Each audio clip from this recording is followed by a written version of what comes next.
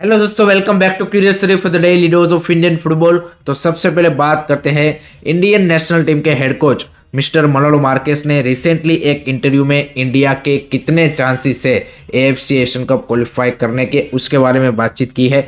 तो वो काफ़ी ज़्यादा उस इंटरव्यू में कॉन्फिडेंट दिखे। उन्होंने बोला कि हम इस ग्रुप में हाईएस्ट रैंक टीम है एंड हमने जो पॉसिबली टफेस्ट ओपोनेंट हमको मिल सकते थे उसको हमने अवॉइड किया है। So definitely we are confident कि भाई हम यहाँ पे इस बार एएफसी एशियन कप 2027 के लिए ज़रूर क्वालिफाई करेंगे। So that's a great to see कि कोच की ओर से वो कॉन्फिडेंस दिख रहा है। लेट्स सी क्या वो इस टीम को उस तरह से प्रिपेयर करवा पाते हैं and Hong Kong, Bangladesh and Singapore को हरा के क्या इंडिया यहाँ पे एशियन कप क्वालिफाई कर पाता है कि नहीं कर पाता, वो देखना इंटरेस्टिंग होगा। एक चीज़ उन्होंने ज़रूर बोली कि इट्स ऑलवेज टफ कि जब आपको एक ग्रुप में से एक ही टीम क्वालिफाई करना होता है तो it's always a risky thing, but definitely उनके अंदर वो कॉन्फिडेंस दिख रहा है कि टीम में वो कैपेबिलिटीज़ है कि जिसके थ्रू वो इंडिया को क्वालिफाई करवा सकते हैं। लेट मी नो गाइस, आपके क्या थॉट्स है इसके बारे में? आपको क्या लगता है कि क्या India under मनोलो Marquez AFC Asian cup qualify कर पाएगा? कमेंट सेक्शन में जरूर बताइए। नेक्स्ट बात करनी है मेसी एंड अर्जेंटीना की इंडिया विजिट के बारे में भी एक बड़ा अपडेट आ रहा है। केरला के जो स्पोर्ट मिनिस्टर है वी अब्दुल रहमान, उन्होंने यहाँ पे इसके डेट्स कंफर्म कर दिए हैं। 25 of October 2025 to 2 of November 2025 यानी कि 7 डेज के लिए अर्जेंटीना की जो नेशनल टीम है वो इंडिया विजिट करने वाली है। अर्जेंटीना एफए ने भी यह कंफर्म कर दिया है एंड इसी के दौरान यहाँ पे वो 2 फ्रेंडली मैच खेलेंगे, लेकिन किसके साथ खेलेंगे वो अभी तक डिसाइड नहीं हुआ है। सो इंडिया के चांसेस एट द मोमेंट कम लग रहे हैं, but you never know, it might be possible. Otherwise I think Asia की कोई जो टॉप टीमें होंगी उनके सामने अर्जेंटीना यहाँ पे 2 फ्रेंडलीज खेलेगी। दूसरा एक क्वेश्चन है कि जो केरला में मोस्ट प्रोबेबली मैचेस खेले जाएंगे वो यहाँ पे जयलैंड कोची में खेले जाएंगे, जिसकी करंट कंडीशन हमने देखी है। पिच की भी कंडीशन, चलो पिच तो मेरे को लगता है कि सही हो जाएगी, लेकिन ओवरऑल जो स्टेडियम है वो भी उस लेवल का नहीं है। बट आई थिंक यहाँ पे there is a lot of work needs to be done by Kerala government and authorities to make it you can say कि जब अर्जेंटीना जैसी टीम आती है तो उसके लिए भाई एक ऐसा लगना चाहिए कि हाँ भाई एक आप प्रॉपर मैच ऑर्गेनाइज करवा रहे हो। बाकी आप कितने एक्साइटेड हो मेसी एंड अर्जेंटीना टीम का 2025 में विजिट करने के लिए, एंड उससे आपको क्या लगता है कि क्या इंडिया में जो फुटबॉल का क्रेज है वो और ज़्यादा बढ़ेगा? कमेंट सेक्शन में बता दीजिए।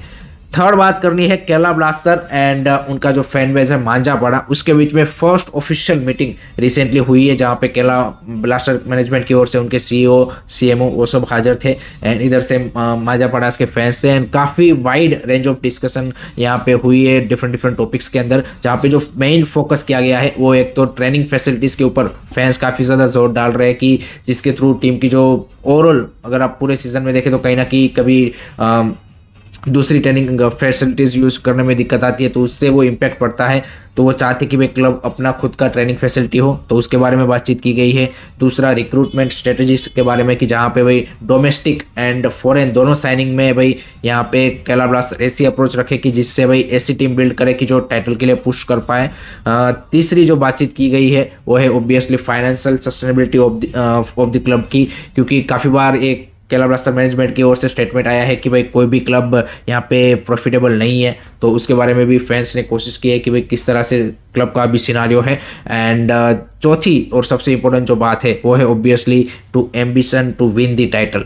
ये सबसे ज़रूरी है क्योंकि रिसेंटली सीईओ ने जो स्टेटमेंट दिया था कि भाई ऑब्सेसिव नहीं होना चाहिए टाइटल के लिए, तो उसका भी उन्होंने क्लैरिफिकेशन दे दिया है एंड ये जो सारी चीज़ें हैं उन्होंने अपनी वेबसाइट पे रिकॉर्डेड वर्जन में भी रखी है। So that's a great to see, एक ट्रांसपेरेंट मैनर में यहाँ पे स्टार्ट हुआ है एंड लेट होप सो ये जो यहाँ पे इंटरेक्शन है वो इसी डायरेक्शन में आगे बढ़े ताकि फैंस भी यहाँ पे फुल्ली इन्फॉर्म रहे कि भाई किस तरह से क्लब यहाँ पे आगे बढ़ रहा है एंड ओवरऑल जो सिनारियो है वो क्लियर कट रहे। सो लेट्स सी आगे की मीटिंग में यहाँ पे फैंस की ओर से और क्या क्या चीज़ें रखी जाती है एंड मैनेजमेंट आगे आने वाले टाइम में क्या क्या चीज़ें चेंज करता है, क्योंकि केरला ब्लास्टर में eight the moment lot of things is happening and उसमें एक जो चीज़ और है वो है नए कोच की तलाश एंड उसमें वहाँ पे जो केरला का लोकल मीडिया है वो बता रहा है कि भाई सर्जियो लोबेरा के साथ डील डन हो चुकी है। कुछ जो ट्रस्टेड सोर्सेस है वो बता रहे हैं कि अभी भी डील डन नहीं हुई क्योंकि सर्जियो लोबेरा का 1 साल का कॉन्ट्रैक्ट अभी भी बचा हुआ है with Odisha FC. So I think मेरे को लगता है कि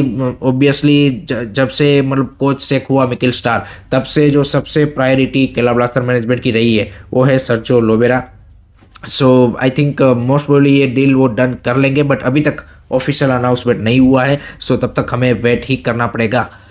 उसके बाद बात करते हैं ट्रांसफर्स के बारे में। तो भाई वहाँ पे मुंबई सिटी एफसी ने former FC Goa player 32 year old Spanish winger होर्हे ओटिस को यहाँ पे साइन किया है, and that's a interesting signing. I think सेरेमो मंजारो की मेरे को लगता है कि वो रिप्लेसमेंट होंगे, क्योंकि वो यहाँ पे एक लॉन्ग टर्म इंजरी के साथ जूझ रहे हैं। सो ऑब्वियसली उनको 2 साल यहाँ पे एफसी गोवा में खेले हैं, एक्साइटिंग प्लेयर रहे हैं। एंड उसके बाद वो ऑब्वियसली सर्जियो लोबेरा के अंडर चाइनीज सुपर लीग खेलने चले गए थे। So I think Mumbai city FC को एट द मोमेंट उस तरह के अटैकिंग प्लेयर की सख्त ज़रूरत भी है, जिस तरह की उनकी रिसेंटली परफॉर्मेंस रही है। अगर उनको प्लेऑफ में क्वालिफाई करना है तो ऑब्वियसली यहाँ पे होर्हे ओटिस जैसे प्लेयरों को आके ही सीधा स्ट्रेट अवे डिलीवर करना पड़ेगा। Then definitely Mumbai city has a very good chance to win the title. Let me know guys, आप कितना रेट करेंगे इस साइनिंग को, कमेंट सेक्शन में जरूर बताइए। अब बात करते हैं आईएसएल में खेले गए कल के मैचेस के बारे में। तो उसमें भाई पहले मैच में हैदराबाद निज़ाम यानी कि हैदराबाद एफसी ने भाई बेंगलुरु एफसी को 1-1 से होल्ड कर लिया। एंड बेंगलुरु एफसी का जो यहाँ पे मोमेंटम है वो पिछले 3 मैचेस से भाई कंप्लीटली डाउन चल रहा है, क्योंकि लास्ट 3 मैचेस में उन्होंने 2 मैच हारे हैं और 1 मैच ड्रॉ कर पाया है। सो जो यहाँ पे सील्ड रेस में बने रहने की बात थी, उससे कहना कि अब Bengaluru FC I would say कि ऑलमोस्ट अब आप बोल सकते हैं कि आउट हो चुके हैं, क्योंकि आपके पास 8 मैचेस बचे हैं and you are 8 point behind from Mohun Bagan super giant, जो कि यहाँ पे लग नहीं रहा कि भाई उतने पॉइंट उस वे में ड्रॉप करेगा। सो बेंगलुरु एफसी के लिए unfortunate result. And I think Hyderabad FC ने जिस तरह से ये लास्ट फेज में थोड़ा सा पॉजिटिव डायरेक्शन में यहाँ पे कदम बढ़ाया है, that's a good to see. And again Sunil Chhetri came for the rescue for BFC. So Sunil Chhetri at the moment is in red hot form and let hope so कि उसी फॉर्म को वो कंटिन्यू करे, क्योंकि बीएफसी को आई थिंक प्लेऑफ में भी उनके इस फॉर्म की ज़रूरत पड़ेगी। एंड हैदराबाद एफसी देखते हैं कि कब तक अपने नए कोच का अपॉइंटमेंट करती है, या फिर ये जो सीजन है वो इंटरिम कोच के साथ ही खत्म कर देती है, वो भी देखना रहेगा। आपको कैसा लगा ये मैच, ओवरऑल आपका क्या थॉट्स रहा, कमेंट सेक्शन में बता दीजिए। दूसरा जो मैच था Kerala blaster versus north east United FC, वो काफी इंटरेस्टिंग मैच रहा। नो डाउट 0-0 से ड्रॉ रहा, लेकिन यहाँ पे 30th मिनट पे एबामा दोलिंग को वो हेडबट के चलते रेड कार्ड मिला। 10 मैन डाउन थी केरला ब्लास्टर। लग रहा था कि भाई नॉर्थ ईस्ट के पास एक ग्रेट अपॉर्चुनिटी है, क्योंकि आपको 65 मिनट यहाँ पे सामने वाली टीम को 1 मैन डाउन के साथ खेलना था, तो एक अपॉर्चुनिटी थी। एंड नॉर्थ ईस्ट की जिस तरह की स्टाइल है पेड्रो बेनाली की, अटैकिंग के लिए वो जाते हैं, बट अनफॉर्चुनेटली यहाँ पे नॉर्थ ईस्ट का भी जो हाल है वो वही है कि पिछले 2 मैचेस में वो यहाँ पे विन नहीं ले पाए हैं, एंड जो क्रूशियल पॉइंट्स हैं उन्होंने वो ड्रॉप किए हैं despite getting a great opportunity. Kerala blaster I would say कि last couple of matches doing a great job grinding a result. I think that's the really positive for them कि 10 man down थे लास्ट match में, हमने देखा ओडिशा के सामने। So I think that's a positive sign for Kerala blaster, but unfortunately disappointing result for north east. आपको क्या लगा इस मैच के बारे में, कमेंट सेक्शन में बताइए। उसमें भी यहाँ पे केरला ब्लास्टर के जो नए साइनिंग है, जो कि 3 दिन पहले ही साइन हुए हैं, दुसान लेगटर, उन्होंने भाई स्ट्रेट अवे इस मैच में कुछ मिनट उनको भी खेलने के लिए मिले। So that's also interesting one. बाकी आपके थॉट्स बता देना।